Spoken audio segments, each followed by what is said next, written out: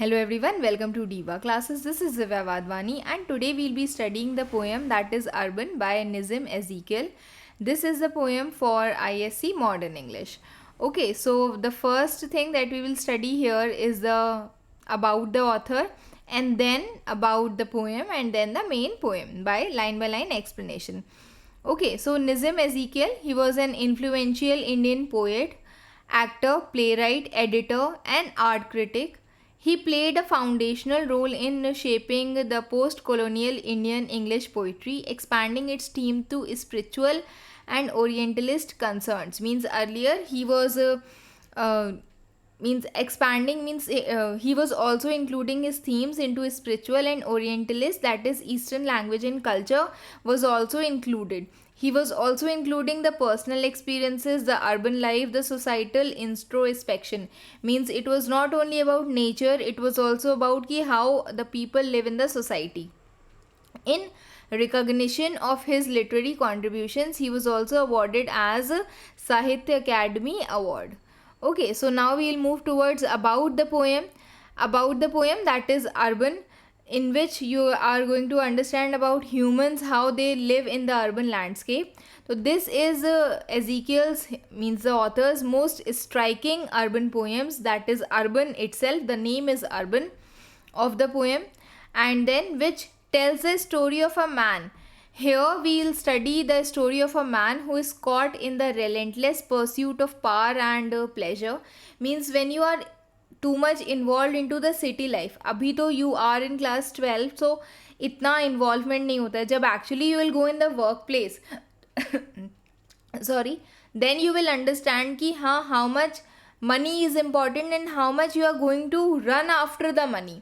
It may happen to you कि आप अपनी जो नॉर्मल रूटीन्स, बाहर फ्रेंड्स के साथ जाना, हंसना खेलना कूदना, these things you may forget because all you are having is to run for money, work, life, busy, no exercise, no enjoyment. Sometimes it also happens.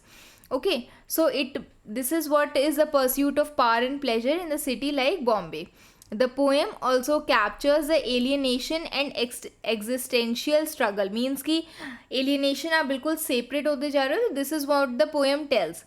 And existential struggle means to search for purpose, the values, कि आप यहाँ पर क्यों हो, क्या कर रहे हो, what is your identity. तो उन चीज़ों को जानने के पहचानने के लिए ही the poet also struggles for freedom as peace. Means कि वो खुद को इतना ज़्यादा सिटी लाइफ में इन्वॉल्व कर देता है that he is actually struggling for peace, for freedom, for the love for nature, but remains unable to break free from the city's grip. But still he is not able to get out of that delving in to the grip of the city. तो उससे वो बाहर नहीं निकल पा रहा है. The imagery is stark, means it is empty. Means the things that you will see here, the man who never sees the sky, वो सुबह नहीं देखता है, वो सन नहीं देखता, वो रेन नहीं देख पाता है, never welcomes the sun or the rain, his morning walks are mere dreams floating on the wave of sand. तो ये इसके keywords जो इसमें highlight किए गए हैं, that whatever are his like example के तौर पर इट इज़ गिवन कि morning walks are like the mere dreams floating on the wave of sand. तो this is a mere imagery that is just a dry और disillusionment sort of thing. This powerful depiction highlights detachment. He is already detached and disillusioned, means he is already disappointed knowing the realities of the urban life experienced by many rapidly modernizing urban world. Okay, so now we'll move towards the poem itself. Now this the poem, that is a stanza wise. Just I'll have a basic reading of the poem first. The hills are always far away. He knows the broken roads and moves in circles tracked within his head before he wakes and has his say. The river which he claims he loves is dry and all the winds lie dead. Then at dawn he never sees the sky which silently are born again, nor feels the shadows of the night recline their fingers on his eyes. He welcomes neither sun nor rain, his landscape has no depth or height. The city like a passion burns, his dreams of morning walks alone. and floating on the wave of sand, but still his mind its traffic turns away from beach and tree and stone to kindred clamor close at hand. So now we'll study the line by line explanation. Now the first statement of the poem says that the hills are far away. अब यहाँ पर इस पूरे जितने भी आप parts इसमें पढ़ोगे उसमें you will say C that the person is longing for the nature. वो कह रहा है कि जब आप अर्बन लाइफ में जाते हो तो ये जो हिल्स वाला पार्ट है that is very far away. He is understanding that a sense of physical and psychological distance from nature. वो पर्सनली भी नहीं जा पा रहा है and he is not able to feel that also. It is far away means something that is not accessible. The hills can be represented here as nature, peace, corrupted life. तो uncorrupted life जिसके पास वो जा नहीं पा रहा है, तो it is very perpetually out of reach की बहुत लंबे समय के लिए you can not reach that. Then the second line says that he knows the broken roads and moves in circles tracked within his head. It is said that instead of the smooth liberating paths, everyone is aware of कि जो urban areas होते हैं उनकी roads कैसी होती हैं, especially during the monsoon season. It even runs terrible. Okay, so instead of the smooth liberating paths, he also dwells in the broken roads. He knows the broken roads means he is aware of the broken roads. That actually tells you the damaged reality of the human life, the urban life, and moves in circles tracked within his head. And then he is moving in circles tracked within his head means every time there is a mental entrapment of routine, of existential stagnation. उसका दिमाग जो है वो continuously काम में, work में इतना ज़्यादा उलझा हुआ इन्वॉल्व रहता है that all he sees is the monotonous patterns of life before he wakes his say and has his say. मतलब कि before he is already involved into getting up and involving with the society, the people of the society, the river which he claims he loves is dry and all the winds lie dead. तो this is also a part of personification जहाँ पर वो ये कह रहा है कि इससे पहले ही कि वो जो जब सुबह उठता है, लिटरल मीनिंग उसकी ये कहती है कि इससे पहले वो सुबह उठता है and engages in the society, उससे पहले ही the river that he loves is dry and all the winds lie dead means he claims that the river which he loves now in reality because of the modern environment has already destroyed it. तो वो जो river है now it has become dry, the refreshing breeze is now non existent means the winds that he wants to enjoy or feel is now lying dead. This underscores the complete environmental and spiritual degradation. वो environmentally भी नहीं involve हो पा रहा है, ना उनको वो रिवर्स मिल रही है because the rivers has already gone dry because the life giving elements have already been stifled. मतलब कि वो बिल्कुल ही तबाह हो चुकी हैं, बर्बाद हो चुकी हैं. Okay, next is stanza 2. Stanza 2 that says that at dawn he never sees the skies. मतलब he because of his very busy life जब भी सुबह उठता है तो that dawn that tells you about the hope and renewable. वो इससे पहले he was talking about the city life जहाँ पर ये वाला जो पार्ट था, ठीक है, बिफोर ही वेक्स अप, इससे पहले कि वो उठता है, और उसके बाद even if he when he wakes up also, जब वो उठ भी जाता है, then also he sees the skies, he never sees the skies. वो नहीं, जस्ट बिकॉज कि he is so much distracted by his normal routine, he is not able to see the sky which silently are born again. वो skies जो अपने आप ही एक बार सो जाते हैं फिर उठ जाते हैं, जो उनकी नॉर्मल रूटीन है नेचर की, वो ऐसे ही चल रही है, but the person is not able to see it. The sky that tells you about the daily renewal, hope, spiritual rebirth. हर बार आप आध्यात्मिकता से उठते हो, जगते हो happily, but the urban man he always misses this beauty because he is blinded or distracted by his normal routine. He silently are born again means the nature's quite magnificent renewal with a loud artificial nature of human life. जो human cities हैं उसके contrast में इसको दिखाया गया है that it is nature is quite is magnificent and every day it renews itself. Then nor he feels the shadows of the light. अब वो सुबह वाली से सीधे कहाँ पे आ गए हम लोग, रात में आ गए. तो nor he feels the shadows of the night, जहाँ पर ना ही वो कामनेस है नाइट की उसको वो फील कर पाता है. This is also part of personification, जिसमें he is not able to feel. Now personification is a figure of speech, जिसमें आप किसी भी नॉन लिविंग थिंग को अटैच करते हो किसी लिविंग बीइंग से. ठीक है, जैसे शैडोज ऑफ द नाइट, तो शैडो में पता है ह्यूमन बीइंग्स की होती है या फिर लिविंग बीइंग्स की होती है. बट यहाँ पर we are talking about the shadows of the night, क्योंकि यहाँ पर हम लोग उन परछाइयों की बात कर रहे हैं जो पर्सन की होती है. Reclining their fingers, again we are giving night as the fingers. तो हम ये कह रहे हैं कि nor he feels the shadows of the night, the calmness of the night, recline their fingers. Reclining means something that is calming you or soothing you.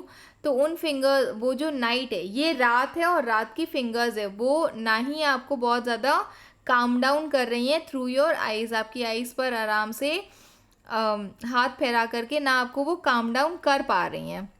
He is not able to feel that.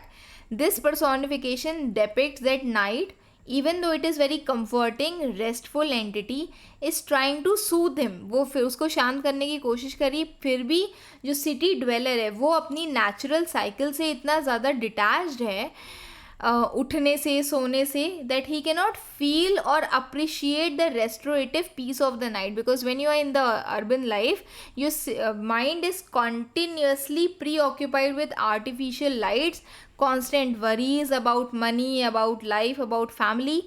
ठीक, तो hence he is not able to sleep properly. restorative power of night जो है वो उसके ऊपर overpower हो नहीं पा रही है.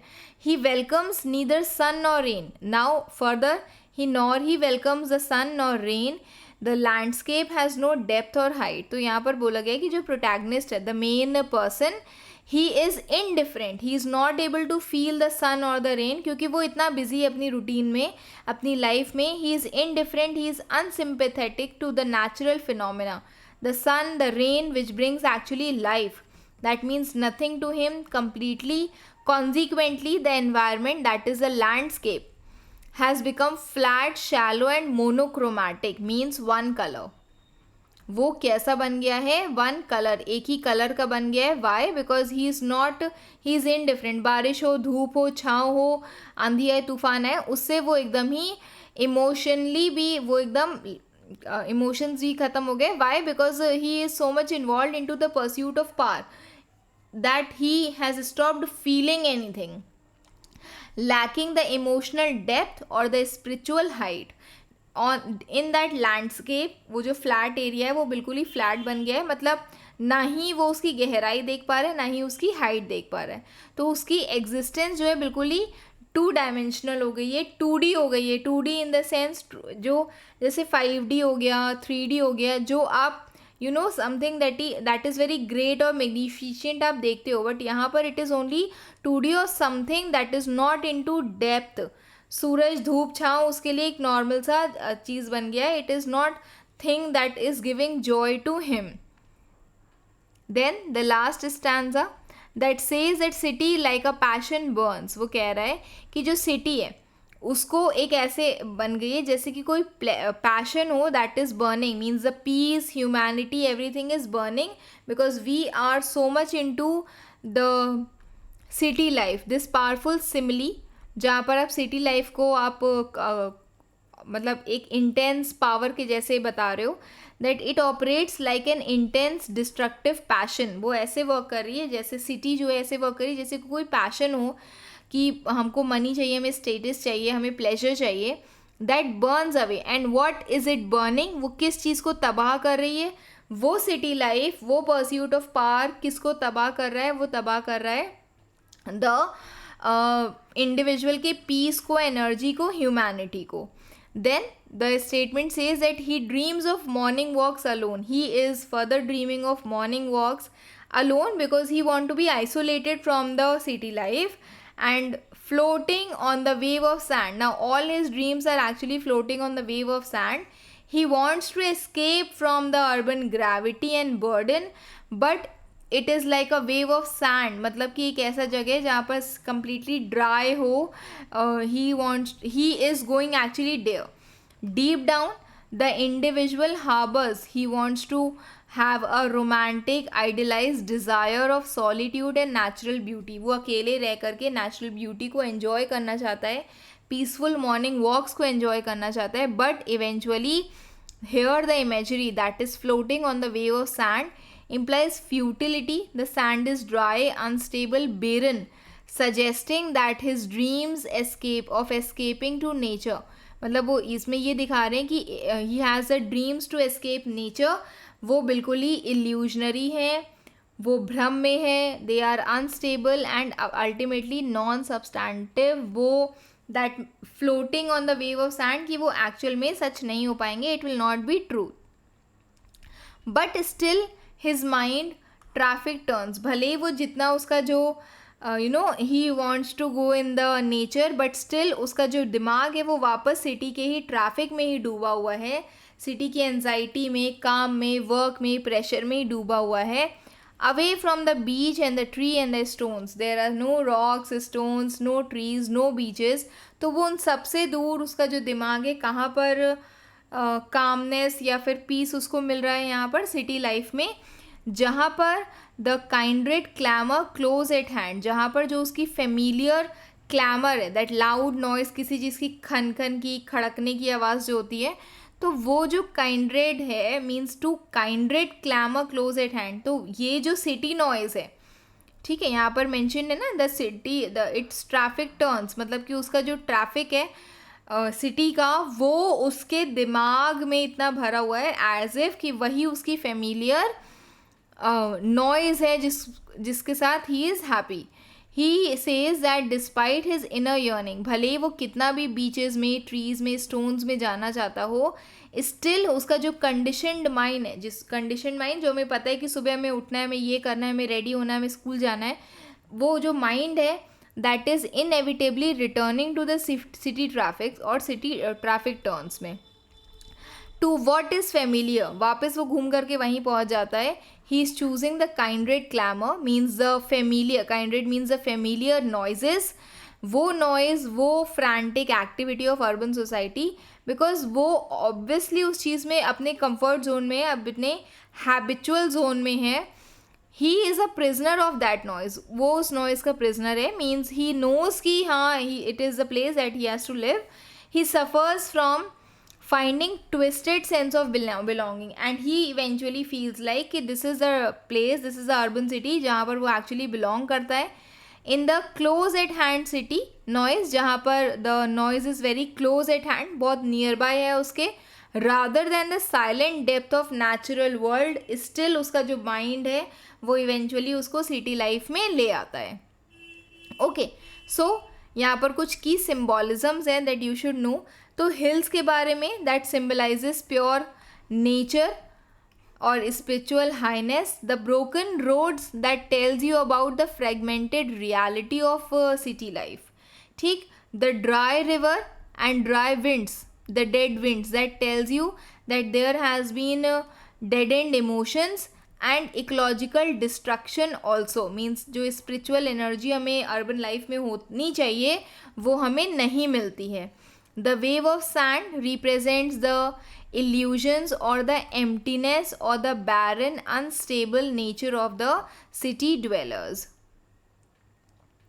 Then traffic and clamor that tells the modern chaos, the commercial anxiety related to money and the continuous noise that dominates the human conscious.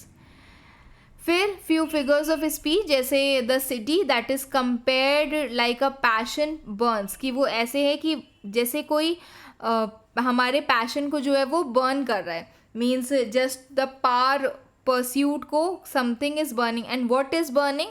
It is intense, it is self destructive passion, जो किसको burn कर रहा है? Individual के peace को. Personification that is human qualities, जब आप non living beings में अटैच कर देते हो, जैसे all the winds are dead, that tells कि wind have been given the human qualities.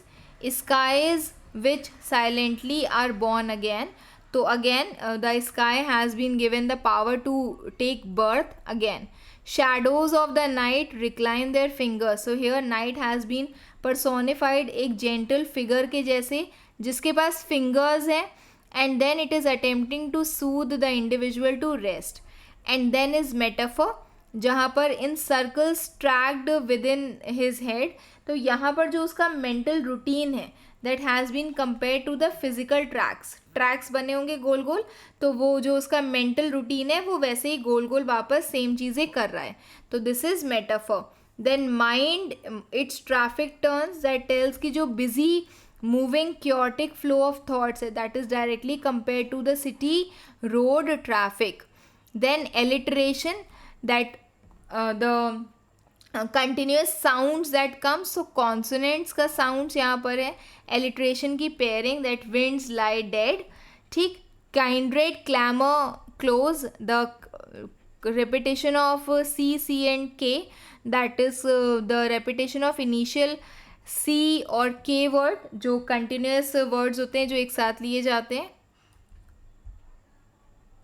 Okay, so that's it for today. I hope this much is clear to you. अब इसके बाद when you are going to see this picture, तो ये आपको बहुत आसानी से समझ में आ जाएगी. Where you see that the person finds loneliness in the, he wants to go separate in a isolated place. City life, he understands, is mechanical. His yearning for love, for the morning walks, he is missing all those things. Then the search for identity, the realization that city life does not understand him, all these things. This is a poem about the isolation, the longing, the struggle to find meaning in the urban life. Okay, there are crowded streets, yet there is inner emptiness. There are buses, traffic jams. There are tall buildings that are the concrete jungles. There are factory smoke, a lone self searching for love and peace. And there is alienation, disconnection and longing for the love of nature, away from the urban city life. Okay, that's it for today. I hope this much is clear to you. Rest we'll be doing soon. Till then, keep preparing. Best wishes. Thank you.